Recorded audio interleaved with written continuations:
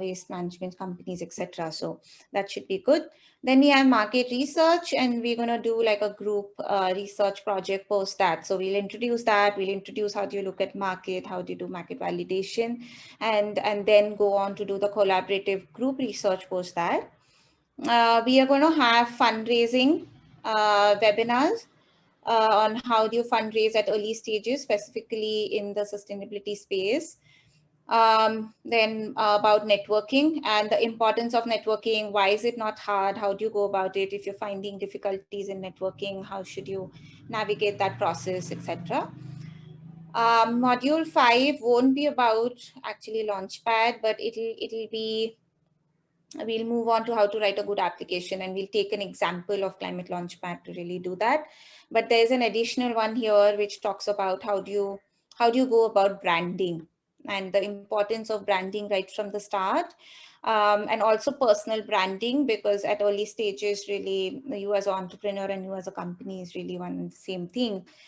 So how do you go about personally branding yourself? And that's something that we'll also do as an external one with one organization called Unlock Champions. Okay, so just to keep you on track for what's coming ahead. Okay, so what we're going to cover today is B2B versus B2C. And we will take some examples among the startups here.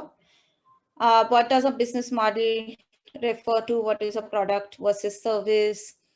What is a business plan and how to look at it? And what we're going to do from this webinar to the next webinar as well. Okay, so B2B versus B2C. How many of you all already know whether you're a B2B or a B2C company? And yeah, how many of you all have that clarity right now? Yeah, I'm aware. You're aware. Okay. What are you, B2B or B2C? We are B2C. B2C. Okay. Okay. Anybody who's still contemplating whether what's the best way to go, whether it should be a B2B or a B2C?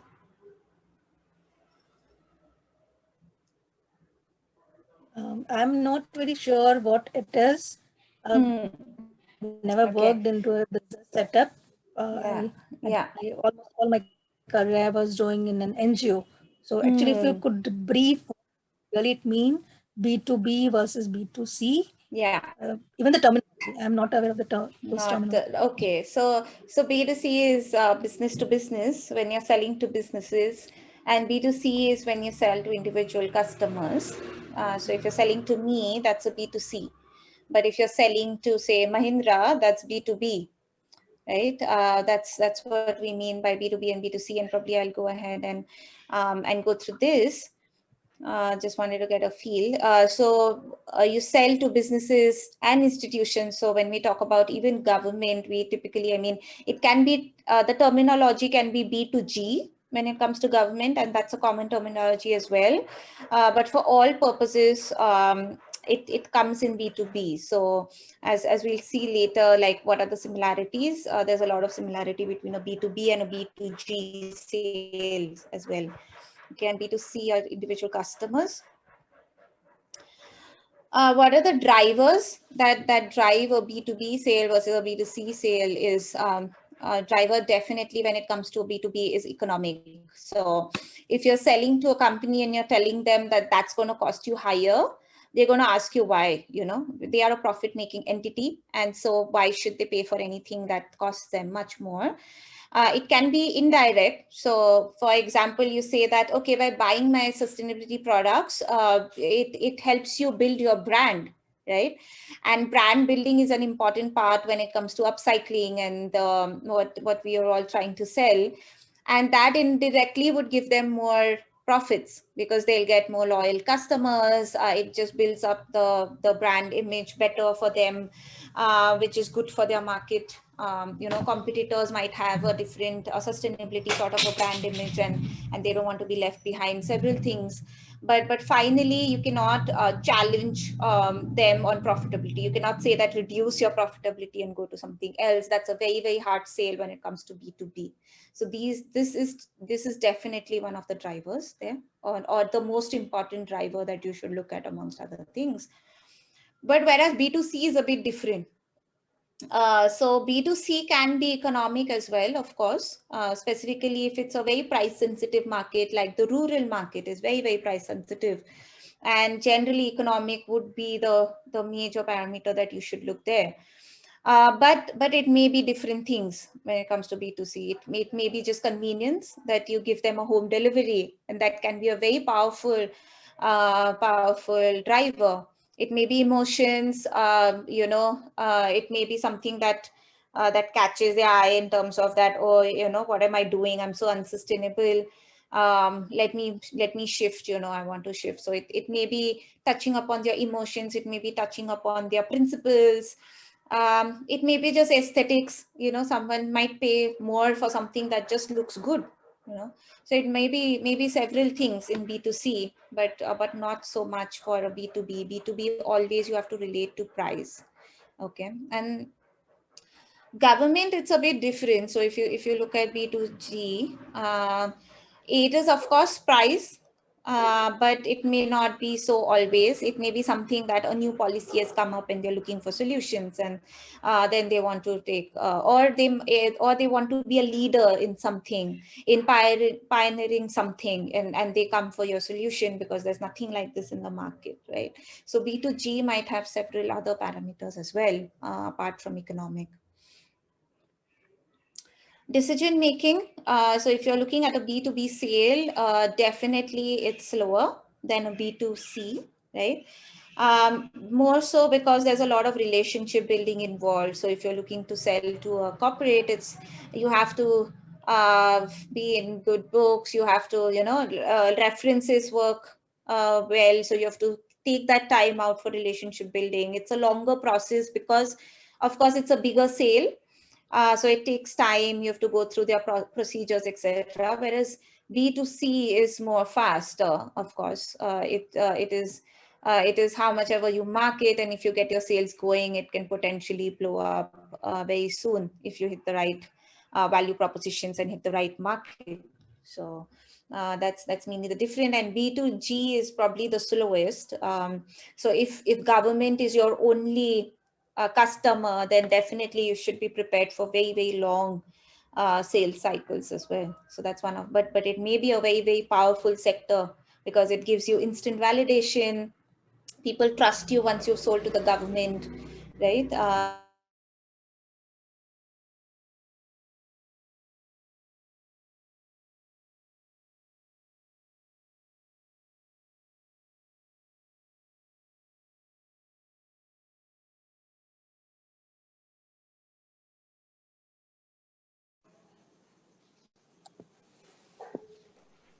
Hi, I can't hear anything. Is it just me or Yeah, I even Yeah, able to hear anything.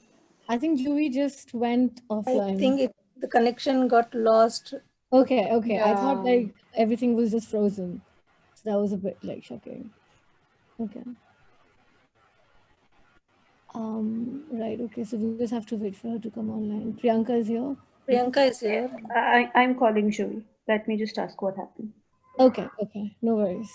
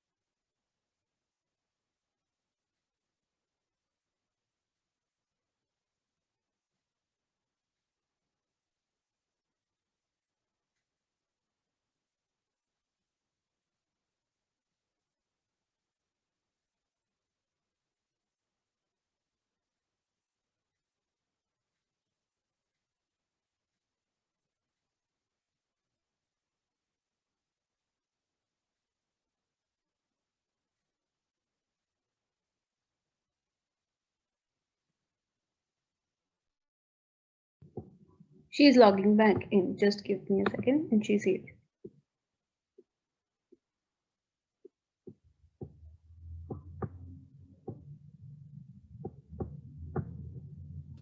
Hi, I Are you here? apologize. I'm sorry.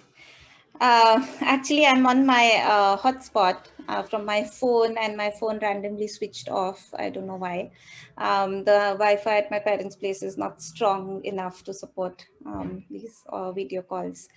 Anyway, I really apologize. Let me share my screen again. All right, Kate. Thank you for your patience. And so, as I was saying, the B2C decisions are faster. So it's like a faster market to tap into once you have, but also it's harder as well. So if you get a B2B sales, it's more likely that you'll get repeat sales, whereas B2C, it's harder to penetrate into something because there's more competition, it's more aggressive, etc. as well. Sales cycles, of course, it's longer and shorter, as we've spoken about. And revenue, yes. So when you look at revenues from a B2B, ideally B2B should be very high value. So one sale can fetch you a higher profit margin, higher value, and even at low volumes, you should be able to make greater profits. Whereas B2C is all about volumes, typically. I mean, there might be certain business models where this is not true. So even in a B2C, if you're selling like a luxury product or something, your margins might be higher. But typically, at least in a B2C, in a normal scenario, low value and high volume is the way it works, revenue wise. Okay. Are there any questions at this point? Probably I'll stop and ask anyone. Like, are you struggling with something here, or would you like to just comment on something? No questions from my side. Okay. Great. Okay, so yeah, so maybe we can take a guess here. So Chroma, for example, is a B2C. HUL. B2C. Yes, it's B2C, of course. Blue Dart. B2B. Okay, B2B. But I get stuff from Blue Dart too, or I go to Blue Dart too, right? Both. I guess it's both. But It I is think both. Yeah, it is both. Yes. So so there are business models out there which can tap into both, but generally it's generally business tend to focus on one, but there might be some. EY, B2B. if you're B2B. What's it? right, it's a okay, financial services to businesses, so it's B2B. India Mart. Yes, B2C. it's both. Both. Both. It is both. I mean, yeah, I mean, now I think it's both, but it really started off and was focused on a B2B of India Mart. So it was more of a wholesale sort of a place. And they targeted B2B, but now I think it's becoming more open to B2C as well. You're right about that. Okay, great. So product or service. Can you tell me the difference between a product and a service? Like what typically would you classify as product? And most of us are product. Is there any service model here? Probably I can I have a go there. service model. Hi. Yeah. So like we are recycling the waste, like waste plastic we are recycling. So we are converting into product. So there is product, and for service we are giving the collection service to collect it from the consumer. So that is a kind of service we are providing to collect their waste. Right. Yeah. So you have a product and service model. Anyone else has a mixed one, or is everybody generally product here? I have a service-based model as well. So yeah.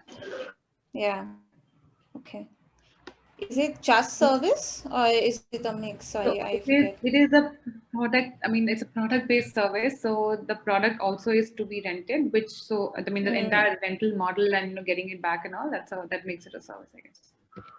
Oh yeah. Correct. Yeah, the rent model. Yes.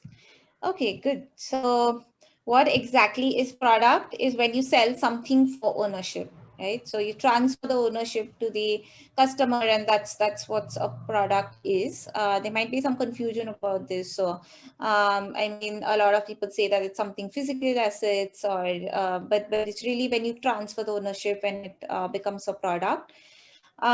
Service is something that you give for use. So it may be a rental model, it may be a subscription model, lease model, but something that you sell for use is a service, right? And we'll come to more of this discussion in the next slides. Time limited. So product, once you transfer the ownership, that's gone from your end. So the ownership is perpetual post that. Service, you can, it's of course for a specific pre-agreed period of time. Right? I hope that's clear. So what is Zoom car? So when Zoom, everybody's aware of the Zoom car here. So Zoom is something where you can rent cars for your use. What's a Zoom car? It's a service. It's a service, right? Now, for example, let me ask you a question, and generally we do this boot camp. When Zoom, if suppose Zoom says that, okay, fine, I want to give you a car for your lifetime. This car is yours for a lifetime. Say 60 years, the car is yours. Is it a product or a service? Product-based service. Product-based service, yeah. Okay. Fine, but you're saying that's still a service. But if I have that car for my lifetime, is it a product or is it a service? So if I have to pay the amount and it will be mine forever, then it's a product. But if I'm still renting it or leasing it, then it's a service, I think. Yeah. So I mean, yeah. So as you said, it's mine, but is it really mine? Can I resell it? That's really the question. So I don't really still have the ownership, right? It's still a Zoom car. So even after 60 years or 100 years, and after I die, I will have to return it. I cannot sell it, hypothetically. So it's still a service, right? So unless there's a clear transfer of ownership, it really comes under this. Facebook Service. It's a service, product, not a right? product. It's not a product. No, so it's I don't own anything of Facebook, so really let's keep that as a baseline. So it's really a service that they're But it's providing like a me. tech product company. So they might be developing it as a product, but what they're giving me is a service, right? Okay. So I mean, everything is a product. So Zoom car is also a product, but what you're giving me, what you're offering me is a service, right? Yeah, So I think in Facebook, Facebook, we end up becoming a product because they use our data and sell it to other people. yes, that's right. You're right about that. Yes, Yeah. absolutely. Microsoft Office. Again, this It's a service. is, but they are selling products also. Correct. Yes. So It's a they product. do sell, yeah. So they do sell products like Microsoft Office. I own it, right? It's in my name. I have the fee. I mean, I'm the sole user for that, for what I buy from them. But they also are giving a service that we all use as well. Okay. So it's a product and a service. Mahindra? Product. Product. Yeah, Totally product. Totally product. Correct. Marks and Spencer's? Product. Correct. Product. So Mahindra and Marks and Spencer both like a B2C product. Yes. Mahindra actually can be B2B as well. Okay. So product to service, of course, it doesn't have to be either or, right? You can choose a mixed model if it works for you, if it has a better revenue model. Business, yeah. So for example, Google Movies, you can rent or you can buy, lease or buy. So sometimes when it is a very capital heavy sort of a product, right? It's good to have both. So if you can't make sales that easy, because it's a lot of one-time expenditure for the customer, and that might not be possible for everyone, leasing is a good option to go for.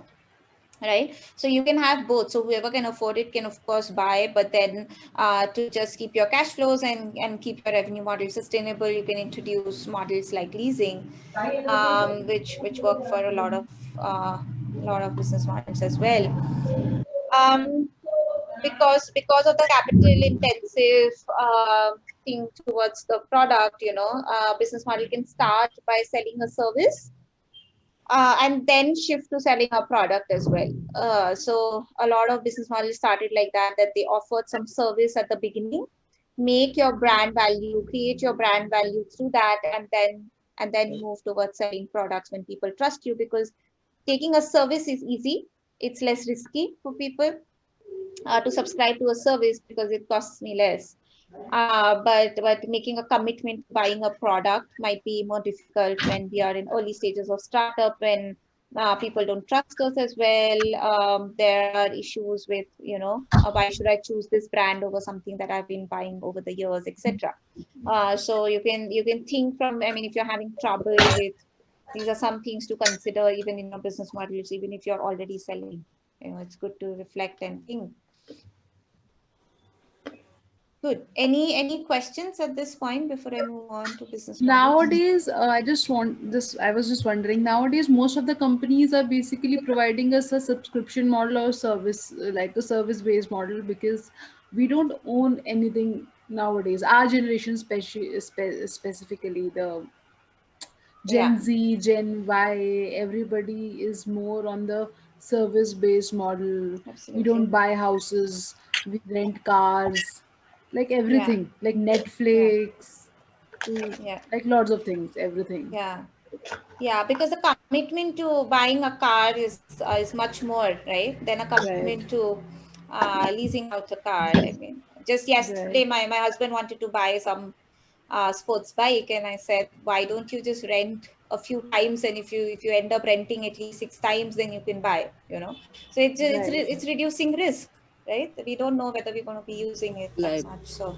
yes, definitely. Yeah. Joy just wanted to ask, for example, I plan to develop an app, which I talked last time also. So developing an app is a product in itself, but then how do I put it in the business plan? That becomes service because people would be using Yeah, app. So the business absolutely. model would be called service oriented. Service model. Yeah. True. Yes. Absolutely. Yeah. Unless you want to make that app and sell it to someone to Yeah, no, plug into theirs. nobody has commissioned me to develop that app. So I'm Yeah. not developing it for anyone. But You're not developing it for anyone, but you yeah, might get offers if it really fulfills anybody's needs, like yeah, a B2B sale you can make from an app. So it's yes. that's one thing, but yeah, but generically, yeah, you're right. It'll be service. Anyone else? Yeah. Okay. Great. So as I said, these might be pretty straightforward for somebody who's already in the market, but it's always good to just reflect, get these basics in place first, and then we'll move on, of course, to other things. Great. So business model. What exactly is a business model? In very simple terms, it's how you create value and how you earn money from creating that value, right? So what exactly is the value that you're offering to your customers through whatever you're doing, and how do you generate enough revenue to keep afloat and make profits post that, right? That's really what a business model should encompass and tell us, correct? Good. Okay, so let's go through some typical business models, and more so that it might give you certain ideas that maybe you've not thought about that particular business model. So good to just think about what others are doing. So software as a service, right? So all of this, you create it as a product, of course, but then you sell it as a service. So any software products you sell so that's software as a service. Dropbox that we use, Office 365, Salesforce, which is a platform again, software platform. So any apps that you develop will be software as a service that you're offering. Subscription. So as we were speaking before, Netflix, Spotify that we subscribe to. I have no idea what this Dollar Shave Club is. If anybody knows, please enlighten me. Anybody knows this? Sorry, I don't know. So I think it's a subscription-based platform, subscription-based service for razors for men, shaving razors. So Okay. basically, so you get that Strange. there's a stand like the lower part which holds the body of the razor. That's something that you need to hold on to, and you can just change the blades basically. Okay. Interesting. I can't believe there's a whole platform for that, but interesting. Yeah, because the blades get they're not sharp enough after a certain point in time. So Yeah, of course. I mean, it's a needed thing for sure. I wouldn't believe that anybody would. Yeah, but nice. So that's a subscription model. Transactional model, when somebody pays, so if it's a financial transaction and you get a commission through that, that's a transactional model. So when we do some transactions from a Mastercard card gets a commission from that, right? So that's how they make money.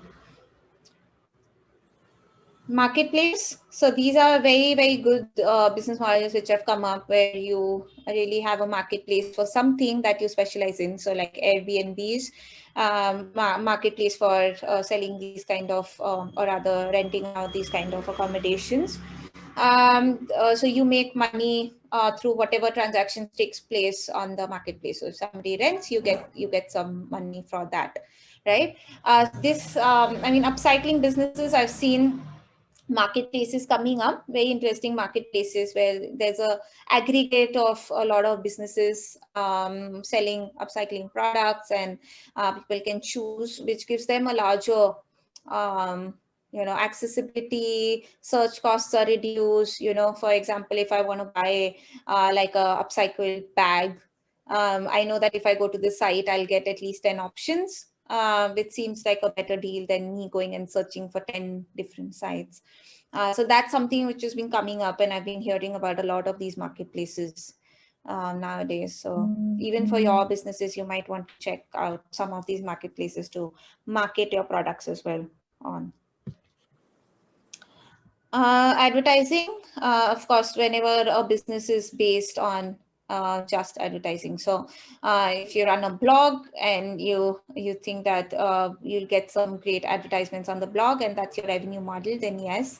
If you run a podcast like me, our major revenue model is advertising. So these kind of things, like if you're if you have a service or you think that that's going to generate enough traction and visibility, and people who want to advertise on your website, if you have a website or an app, these can be very interesting revenue models there in terms of advertising. And now I think sustainability is becoming very an important place where a lot of businesses want to come and advertise about themselves. It just makes them more it gives that right kind of message that they're advertising on a sustainability platform. So this is something that definitely you all should look at. User-based fees, we've spoken about this. So if you're using a Zoom card and you pay some user-based fees for that, right?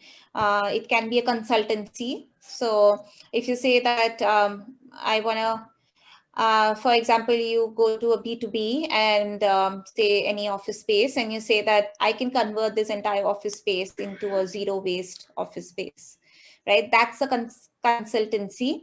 And while you can also sell them your own products to make that happen, you can also charge some consultancy fee in the process, right, to make that happen. So you can lend your expertise there about your know-how about how things work, how to upcycle, how to make it, how to go about waste management in the office premises, etc. So all of that can be leveraged, and consultancy is something that gets in good continuous money stream as well. So it can be a good way to get in some good cash flow. Hardware, of course. So if it's a complete hardware base, so the startups who are selling upcycled boards for construction, that's completely a hardware based model. So if you sell that to a construction company, then of course it's a hardware based model. Okay.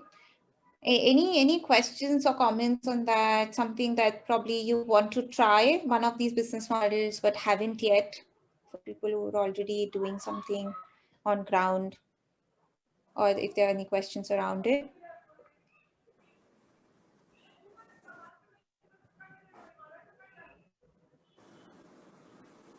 No? Okay, great. Okay, so, but still, what is a business plan? Business plan is really when you sit down, think about what goals do you want to achieve. It's a written document of your goals and how your company will achieve those goals, in short, right? That's a business plan. So if you say that I want to make this much of revenue, that sure can be a financial model, but it can also be a part of your business plan. If you think that, okay, in 2 years, I want my team to be a size of 20 people, that can be a part of your business plan. If you say that I want to be in 5 countries, that can be a part of your business plan. So whatever is your goal, that's really what your business plan should incorporate. And then how do you go towards it? So what kind of business models do you follow to really reach that? So probably in India, it's easier to sell, but if you want to go abroad, probably you have to introduce some kind of service to break into that market. I mean, there can be various ways, but when you think about your goals, your business plan might change as well. So now the business plan might have these components. So once you think about your goals, you really have to think about what your operations plans look like, what your marketing plan looks like, and what your financial plan looks like. So if you say that, yes, I want to hire 20 people, or I want to have this kind of revenue goal, how do you have this kind of revenue goal? What's your financial plan? How are you going to go about all the operations, right? Where are you going to get the raw material? Who are you going to hire?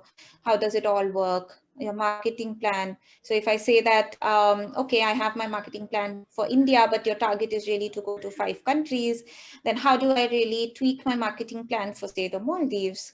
Because the market there is different, right? Will the same thing work, or do I have to tweak it, etc.? So even within India, if you're from a rural market, you want to come to an urban market, things like that. So you really have to have all of these 3 plans in place to really make a comprehensive business plan. And so finally, with an understanding of these 3 components, this is you as a company, right? This is what defines you. B2B versus B2C, clear understanding of who you're selling to, right? What are you selling? So are you selling a product? Are you selling a service? Or are you selling a mix of both? Of course, that can be true as well. And then how will you really make money from who are you selling to and what are you selling? Does it really make a sustainable business model, right? So all of these 3 have to come together to make a sustainable startup for you to call yourself a sustainable business, right? Yeah, is equal to what your startup or what your company will do. Cool.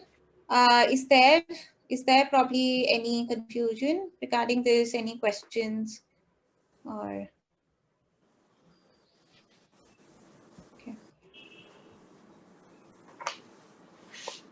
Right. So this is the basic structure of the deal, and probably you can revisit this after this discussion as well, right? But we've already done this in the boot camp, and I mean, really, deal is something that you should keep revising over time, is my thought on that. So every 2 years, you should have I mean, of course, there will be a common deal, but there might be various other components that you can keep introducing and keep thinking about whether this is what you're still doing as well. Right? Any questions? You already articulated the deal, but maybe I'll stop here and we can talk about more deals that we couldn't earlier, and also probably discuss any insights, any questions at this point as well. Shall we share our screen? Like I'll share my screen. Yeah, please do. Yes, yes. Okay, 1 sec. Share screen. Screen. Photos I.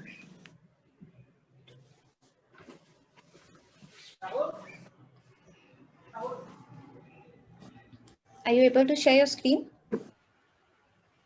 Yeah. I'm doing it.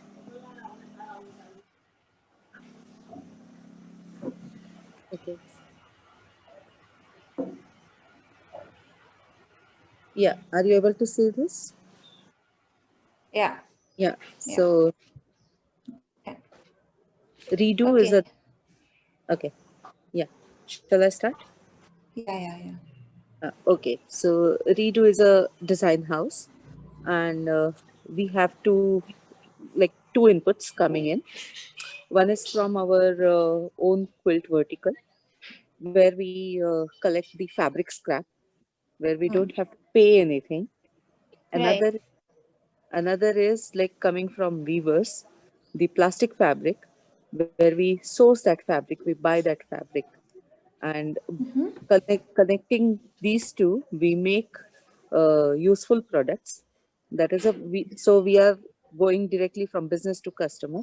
We are selling that to the customers directly, and whatever Y revenue we get for ourselves, we again feed it back, buying more sustainable product like plastic fabric from weavers, and earning profit for ourselves. Right. Yeah. So I mean, okay, so what are redo quilts? So that's the only part I that is don't understand. That is the fabric vertical where we make quilts using fresh fabric. And also so that is a different vertical altogether, and nothing like they make quilts using fresh fabric. So but they also create scrap while doing that. We source that scrap, and because it's our own thing, we get that scrap for free of cost. So there isn't any cost in incurring, we are not incurring any cost around that. Yeah. Okay. This is a little tricky, I would say, to show this, because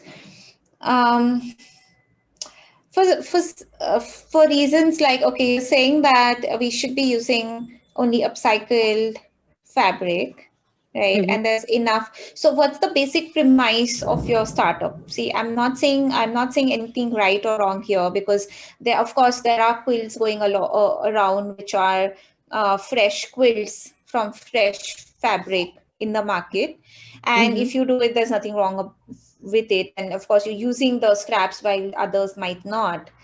But that being said, what's the premise of your startup? I mean, if the premise is that I want to go completely sustainable, then this aspect of making quilts from a fresh fabric might not be a sustainable venture, right? So somewhere from an unsustainable venture, you're getting scraps and converting into a sustainable venture. There's nothing right or wrong, but this might be a question um, when you show this kind of deal to an investor or to a corporate or anyone where you're trying to get funding specifically, or even a consumer like me. So I'll say that, okay, I actually wanted to go completely sustainable, but it seems like there are unsustainable ways in which you are getting this kind of scrap,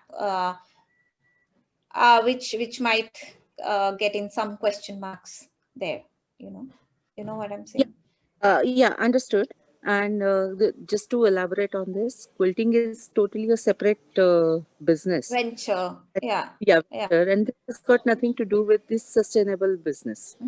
So as you said correctly, like, yeah, what do we do with those quilts and etc. Or when I'm putting my application, it may confuse the investor. But this is something very different work that is happening. What I'm taking as an input is the scrap.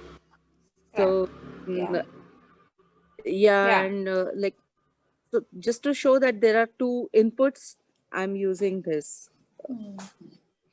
Yeah. I mean, see, very bluntly, if I may say, right? Um, it's like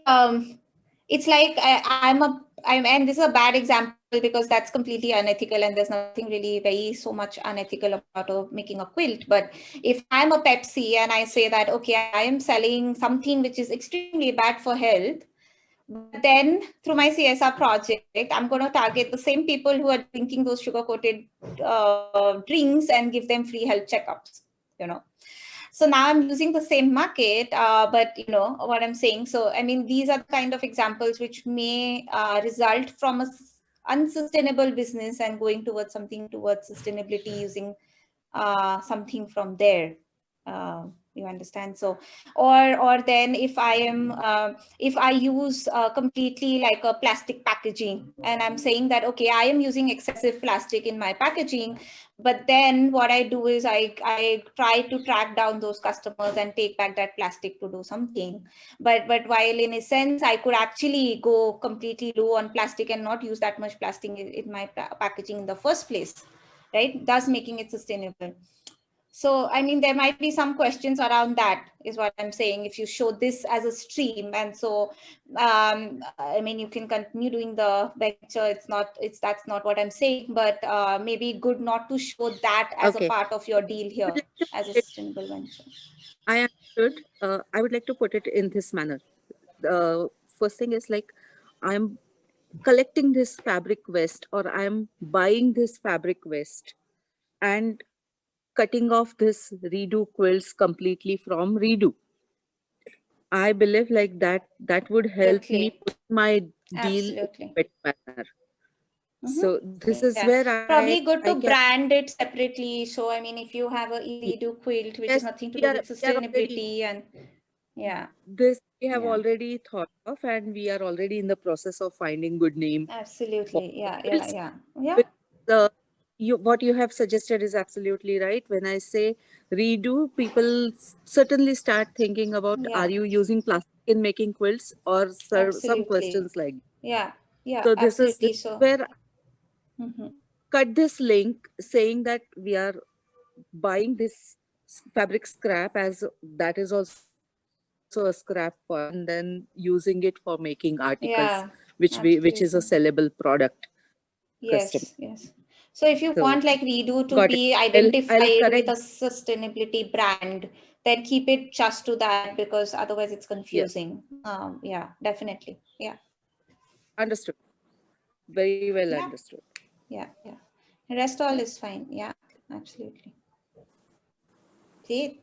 Thank you.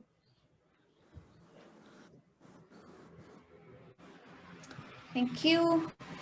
Anyone else wants to share? Yeah.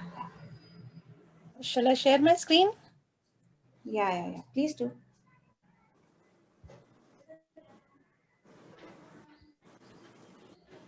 Are you able to see? Yeah. So this is after last discussion, I did think about the product that I said it is an app. I have named it eVapro because basically we are thinking about collecting waste from door to door, and it should go to the recycling or upcycling agencies. So basically the model is something like there are pastiwalas, what we call the waste collectors that come to home. So they collect pastis from door to door, which is the usual business in Ahmedabad and many places also. So they collect, and they would be on our. Sorry. No. Oh, Okay. just So, and then there will be a list of upcycling and recycling agencies whom they can target, whom they can lead to. This business anyway is happening, but we want to support it through correct. and then we will also target. So those people, the consumer who is selling their own pasties to the vendor, those both the people will be incentivized because that business we want to take place of the segregation of waste. Got it. That is. Yeah. Just to upcycling or recycling agency through the network, and we will also tie up the super mall industry commercial complex theater. That will be the business part of it because we'll directly connect them to the recycling agency. So in at one place we will be incentivizing so that more app they use the app more and more, and the Correct. other two agencies establishment and agencies, they will be like, I have not thought through so much, but it could be subscription based. Yeah. App in Got a it. commission, and if CSR support happens, then then the above incentivization would be very easy if CSR support is available. And why I have named this Vapro, because in Gujarati, Vapro means to use, and we are saying e-Vapro means enabling through the electronic way. So that's how we want to tap it right now. Yeah, fair enough. Yes, that's fine. Yeah.